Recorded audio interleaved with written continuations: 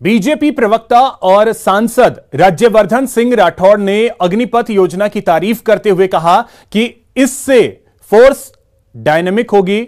उन्होंने विपक्ष पर आरोप लगाया कि विपक्ष सेना की काबिलियत पर सवाल उठा रहा है। राज्यवर्धन सिंह राठौड़ से खास बात की हमारे संवाददाता बाबूलाल धायल ने। सेना में भर्ती की अग्निपथ स्कीम शुरू हुई है।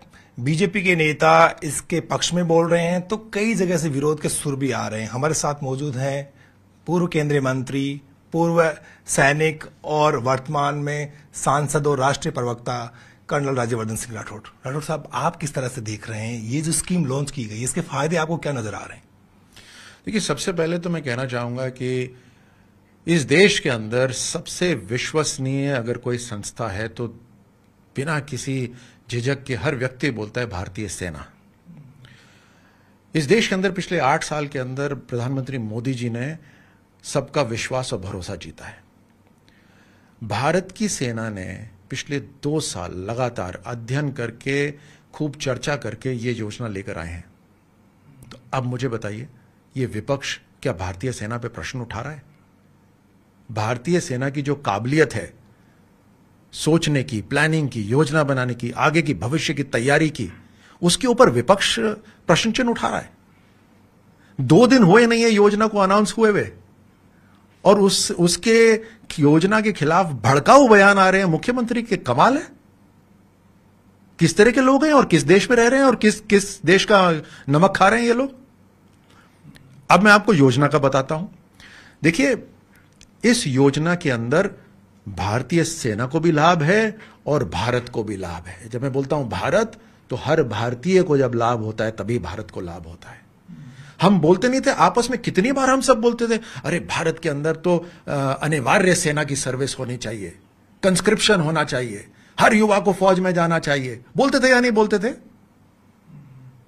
उदाहरण देते थे, देखो इजराइल को देखो, हर इजरायली नागरिक को सेना के अंदर 2 साल के लिए नौकरी करनी पड़ती है, उसके बाद वो अपने व्यवसाय में जाता है।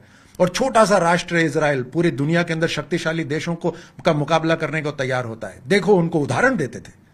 ये थे कर्नल राज्यवर्धन सिंह राठौड़, जिन्होंने अग्निपथ को लेकर तमाम आशंकाओं को निराधार बताया है और युवाओं को फौज में शामिल होने का एक तरह से निमंत्रण दिया है। कैमरा पर्सन अविनाश के साथ बाबूलाल धायल, न्यूज 18 जयपुर।